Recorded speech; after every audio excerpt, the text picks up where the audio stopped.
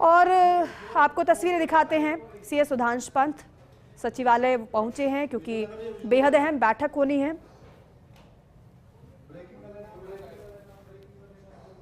अधिकारी पहुंचे हैं 16वें वित्त आयोग के साथ। सीएम भजनलाल शर्मा की बैठक होनी है, बेहद महत्वपूर्ण। इससे पहले हम जिसकी जानकारी आपको दे रहे थे, क्योंकि आयोग की सिफारिशों के आधार पर राज्य को राशि मिलेगी, इस लिहाज से ये बैठक बहुत ज्यादा इंपॉर्टेंट है।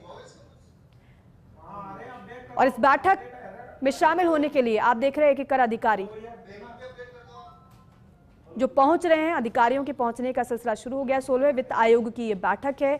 मुख्य सचिव, एसीएस सभी पहुंच रहे हैं। Doctor Rituraj Sharma associate editor हमारे साथ जुड़ रहे हैं। डॉक्टर ऋतुराज शर्मा, ये जो बैठक होनी है बेहद अहम है, लेकिन इस बैठक को लेकर जानकारी दीजिएगा। कौन कौन पहुंच चुके हैं, अभी कितना समय लगेगा इस बैठक की शुरुआत में? देखिए, डिप्टी सीएम राज्यवर्धन राठौड़, दिया कुमारी, माफ कीजिए, डिप्टी सीएम दिया कुमारी और मंत्री जो है राज्यवर्धन राठौड़ और जो हीरालाल नागर है मंत्री, वो पहुंच गए हैं। और अब से कुछ ही देर में अंदर बस मुख्यमंत्री आ रहे हैं और मुख्यमंत्री जैसे आते हैं वैसे बैठक शुरू होने वाली है। अंदर सारे जो अधिकारी हैं वो पहुंच गए हैं। मुख्य सचिव सुधांशु पंत पहुंच गए हैं और भी जो अधिकारी हैं वो यहाँ पे पहुंच गए हैं। अंदर जो कॉन्फ्रेंस हॉल है उसमें एसीएस होम है आनंद कुमार, वो पहुंच गए हैं। इसी तरह से अभय कुमार हैं, वो पहुंच गए हैं। जो सीएम के अतिरिक्त मुख्य सचिव हैं शिखर अग्रवाल, वो यहाँ पर मौजूद हैं। और जो अतिरिक्त मुख्य सचिव वित्त हैं अखिल अरोड़ा, वो अब सीएम को रिसीव करने हैं, पहुंचे हैं।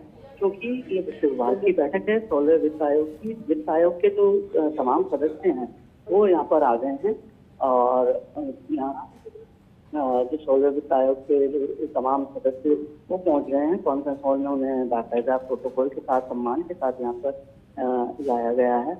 और इससे पहले ब्रीफिंग हुई है जो वास्तव में कल रात को क्योंकि पूरे दल आ गया था और इससे पहले उन्होंने जो डाटाबेस है, वो जो फीडबैक है वो लिया था और उस फीडबैक के आधार पर और आज जो तमाम बैठकों का दौर होगा उसके आधार पर अभी डिप्टी सीएम पहुंच गए हैं डॉक्टर प्रेम सिंह बैरवा और अब अलर्ट हो चुका है। कभी भी जो मुख्यमंत्री हैं भजनलाल शर्मा वो यहाँ पर आएंगे और जो तमाम आला अधिकारी हैं जो प्रोटोकॉल में वो यहाँ पर मौजूद हैं। और तमाम जो आप देख सकते हैं दृश्य और एक के बाद एक आगंतुकों का आने का सिलसिला आप हमारे दिखा रहे हैं। एक एक जो अधिकारी हैं वो आ रहे हैं और जो अतिथि हैं वो भी आ रहे हैं। अब से कुछ ही देर बाद कभी भी ये बैठक शुरू हो सकती है। बाकायदा एक पूर्व निर्धारित प्रोटोकॉल के तहत तमाम तरह के कार्यक्रम हो रहे हैं। यहाँ पर अतिरिक्त मुख्य सचिव जो चिकित्सा हैं शुक्ला सिंह वो भी मौजूद हैं। के पाठक हैं वित्त सचिव राजस्व और अब सीएम साहब भी आ गए हैं और अब बस अंदर गेट में एंट्री होने ही वाली है। जो सीएम साहब का मुख्यमंत्री भजनलाल शर्मा आ चुके हैं। तमाम तरह का प्रोटोकॉल सुरक्षा अधिकारी वहाँ पर आ गए हैं। जो भजनलाल शर्मा है इनके पीछे अतिरिक्त मुख्य सचिव अखिल अरोड़ा हैं और अखिल अरोड़ा पहुँच चुके हैं और ये बैठक अब शुरू हो रही है। और ओएसडी हैं योगेश श्रीवास्तव, वो भी पहुँच गए हैं और तमाम जो अधिकारी हैं वो पूरी तरह से अभिवादन किया है इन्होंने और बैठक अब औपचारिक रूप से शुरू होने वाली है। क्योंकि वित्त आयोग का अपना एक खलेवर होता है, ढांचा होता है, एक प्रोटोकॉल होता है, एक दायरा होता है जो काफी महत्वपूर्ण है। जो पूरी बैठक है वो क्योंकि मुख्यमंत्री राज्य का पूरा एक तरह से खाका पेश करेंगे कि किस तरह से जरूरतें हैं, वित्तीय जरूरत किस तरह से है और जो खासतौर पर जो खजाने पर भार है वो उसका यहाँ पर उसको लेकर बात की जाएगी और कहा जाएगा कि जो पंचायती राज संस्थाओं आज की जरूरत के हिसाब से जो आधुनिकीकरण करना है और जो स्वायत्तशासी निकाय हैं, जो शहरी निकाय हैं, उनका स्मार्ट सिटी हो या अन्य प्रोजेक्ट हो, इस आधार पर तो आधुनिकीकरण करना, उसमें खास बजट की जरूरत है।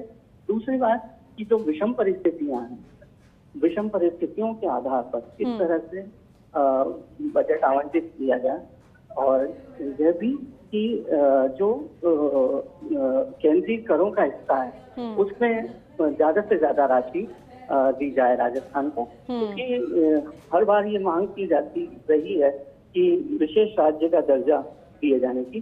तो यह बात बार बार आती है, लेकिन यह कई आधारों पर मांग खारिज की जाती रही है, और खारिज चूंकि की जाती है तो इसके अपने अलग आधार होते हैं। लेकिन जो विशेष राज्य का दर्जा यदि नहीं दिया जाए तो आपातकालीन परिस्थितियों। ठीक है डॉक्टर ऋतुराज शर्मा, हम तस्वीरें दिखा देते हैं अपने दर्शकों को एक बार फिर से आपके माध्यम से, क्योंकि मुख्यमंत्री भजनलाल शर्मा का ही इंतजार किया जा रहा था। बाकी सभी पहुंच चुके हैं, दोनों डिप्टी सीएम की मौजूदगी इसमें है, आपको वो भी नजर आ रहे हैं, और साथ ही साथ जो अधिकारीगण हैं वो भी उपस्थित हैं इस बैठक में। वित्त आयोग के साथ 16वें वित्त आयोग के साथ सीएम भजनलाल शर्मा की बैठक है, और जिस तरीके से बताया भी सहयोगी ऋतुराज शर्मा ने कि जो जरूरत है, जरूरतों की राशि वित्त आयोग के सिफारिश के आधार पर मिलेगी, इसीलिए ये बैठक बेहद जरूरी है।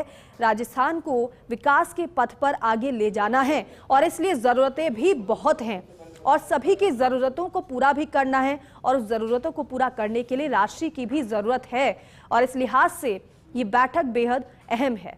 बैठक के भीतर की तस्वीरें जो आ रही है वो हम आपको दिखा रहे हैं, और जब ये बैठक संपन्न हो जाएगी तो आपको अपडेट सबसे पहले हम देंगे, लेकिन फिलहाल ये सीधी तस्वीरें हम आपको दिखा रहे हैं फर्स्ट इंडिया पर।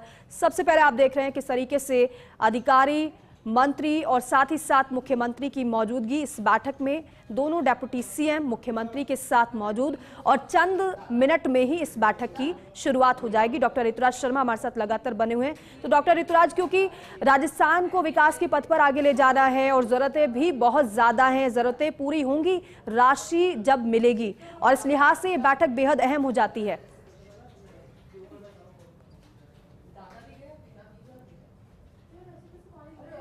क्योंकि जो बात यहाँ पर आधार जो बनाया जाएगा इसका, वो ये आधार है कि जो मरुस्थलीय इलाका है, बहुत सारा जो भौगोलिक परिस्थितियाँ हैं उसके मुताबिक काफ़ी बड़ा इलाका राजस्थान का भौगोलिक वह मरुस्थलीय है, और मरुस्थलीय इलाके में यदि हम बुनियादी ज़रूरतों की पूर्ति करें तो वो उसमें खासा धन खर्च होता है। यदि हम बेसिक ज़रूरत दीपिका बात करें कि पाइपलाइन की पानी के लिए, पेयजल के लिए, तो पाइपलाइन जहां मैदानी इलाकों में बड़ी आसानी से लग सकती है और जो खर्चा है वो कम होता है, वहीं जो मरुस्थलीय इलाका है वहाँ पर इस तरह की पाइपलाइन बिछाने में चूँकि कई जगह अंडरग्राउंड भी करना पड़ता है, कई जगह ऊपर भी पाइपलाइन लेनी पड़ती है, और कई तरह से विषम परिस्थितियाँ वहाँ पर होती है।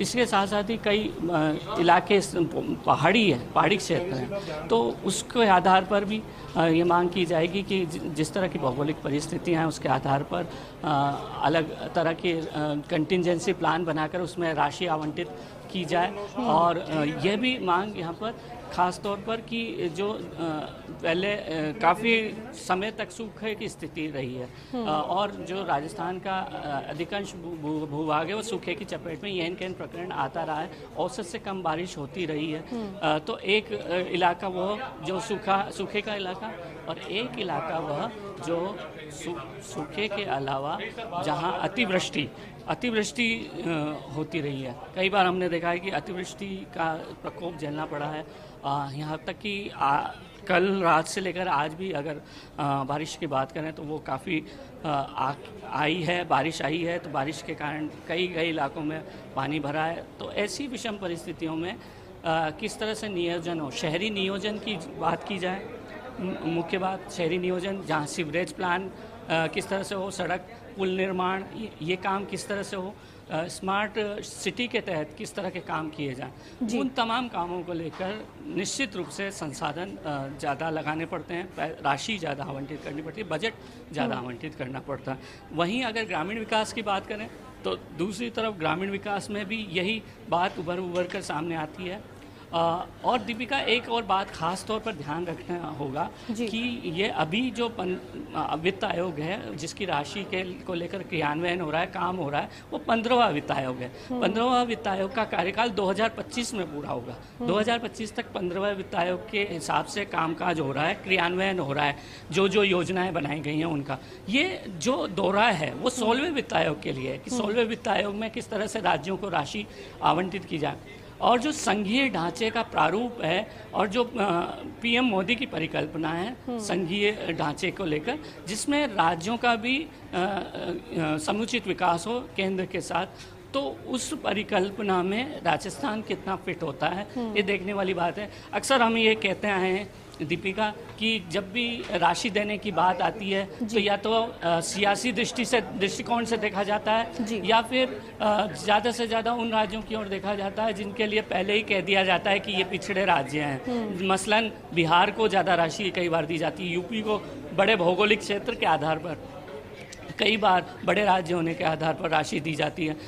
लेकिन अब राजस्थान ये क्लेम कर सकता है, क्योंकि राजस्थान ये दावा कर सकता है क्योंकि राजस्थान का भौगोलिक क्षेत्र काफ़ी बड़ा है। और अगर विभाजन के बाद की बात करें, क्योंकि उत्तर प्रदेश और उत्तराखंड में विभाजन हो गया, छत्तीसगढ़ और मध्य प्रदेश में चूँकि विभाजन हो गया भौगोलिक क्षेत्र का, तो उस लिहाज से बात करें तो राजस्थान काफ़ी बड़ा राज्य है। उस लिहाज से भी राजस्थान का दावा बनता है, जनसंख्या के लिहाज से भी राजस्थान का दावा बनता है, और जनसंख्या प्रति हजार या प्रति लाख के हिसाब से कितने अधिकारी हैं उसके हिसाब से भी अगर हम बात करें तो राजस्थान का दावा बनता है।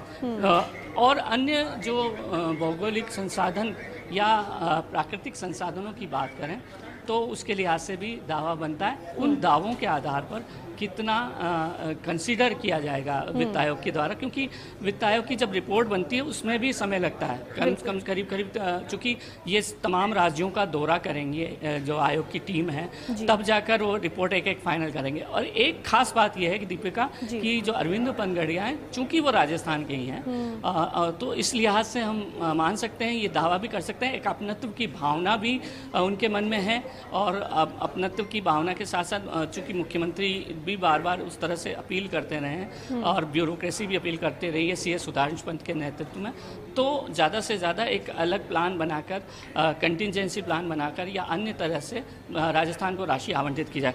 एक राजस्थान को राशि आवंटित करना एक इसका हिस्सा है। दूसरा हिस्सा यह है कि जो आवंटित राशि है उसको सुनियोजित तरीके से किस तरह से खर्च किया जाए, क्योंकि हम ये जानते हैं दीपिका कि किसी भी योजना में जब राशि आवंटित होती है तो एक किस्त जब आवंटित की जाती है, तिमाही की राशि जब आवंटित की जाती है कोई सालाना चलने वाली स्कीम में, तो तिमाही की राशि के प्रदर्शन के आधार पर अगली तिमाही की राशि राज्यों को मिलती है। यह एक पैटर्न बना हुआ है, केंद्र द्वारा ये पैटर्न बनाया गया है। तो जब ये पैटर्न इस तरह से बनाया हुआ है तो हमको हर तिमाही में जो योजनाओं पर खर्च है, तमाम तरह की योजनाएं जो पास हुई हैं उस पर खर्च पूरा ढंग से करना पड़ेगा। जिस योजना के लिए राशि है उसी योजना में वो राशि लगाई जानी चाहिए, उस राशि का अलग उपयोग नहीं होना चाहिए, उस राशि का समुचित प्रबंधन होना चाहिए, ओवरड्राफ्ट की स्थिति नहीं होनी चाहिए। ये तमाम बातें हैं जो ध्यान रखने योग्य हैं और इसको लेकर समय समय पर निर्देश भी दिए जाते रहे। एक खास बात जो पंचायतों की खास दीपिका मांग रहती है कि 30% राशि उनको पेयजल और स्वच्छता में खपानी पड़ती है। यह एक नियम है, क्योंकि पेयजल की योजनाओं के लिए और स्वच्छता की योजनाओं के लिए, शौचालय बनाने इत्यादि तमाम तरह के कामों के लिए। अब पंचायतें ये मांग कर रही हैं, सरपंच ये मांग कर रहे हैं कि ये राशि जो है इसके एक बाउंडेशन नहीं रहे, एक बाध्यता नहीं रहे। 30% राशि बाउंडेशन, अगर हम बाउंडेशन में राशि बांटी जाएगी तो यह दिक्कत आ सकती है कि और जो संसाधन जुटाने और विकास के कार्य हैं उनमें राशि संभवतः खर्च उतनी नहीं हो पाए, क्योंकि कई बार हम ये देखते हैं कि विकास की अन्य जो मद हैं उसमें राशि की ज़्यादा ज़रूरत है और पेयजल और अन्य चीज़ों में राशि की उस समय तात्कालिक रूप से उतनी ज़रूरत नहीं होती। ये एक अहम मसला है। दूसरा अहम मसला है जो शहरी निकायों को लेकर। शहरी निकाय जिस तरह से नई ज़रूरतों के हिसाब से ढलते जा रहे हैं। शहरी निकायों की क्या मांग, उनके वित्तीय संसाधन किस रूप में बढ़ाए जाने चाहिए, उन्हें आत्मनिर्भर कैसे बनाना चाहिए। शहरी निकायों की जो राजस्व के जो स्रोत हैं वो कितने सीमित हैं, उसमें उन सीमित स्रोतों में शहरी निकायों का प्रदर्शन कैसा है और शहरी निकायों के प्रदर्शन के आधार पर राशि किस तरह से आवंटित की जाए, ये भी एक मसला समय समय पर सामने आता रहा है। क्योंकि हम देखते हैं कि कई बार जो शहरी निकाय जो योजनाएं हैं उन योजनाओं का प्रबंधन ढंग से नहीं कर पाते। जो जिस मद में वो राशि खर्च की जानी चाहिए योजना में वो राशि खर्च नहीं की जाती। कई मसले ऐसे हो जाते हैं कि टेंडर आगे बढ़ता चला जाता है और समय पर योजना पूरी नहीं हो पाती। परियोजनाओं की भी बात करें हम अगर, तो वहाँ पर भी यही मसला उभर के सामने आता है, जिससे कि जो लागत है ओवरऑल जो परियोजनाओं की या योजनाओं की वह बढ़ जाती है।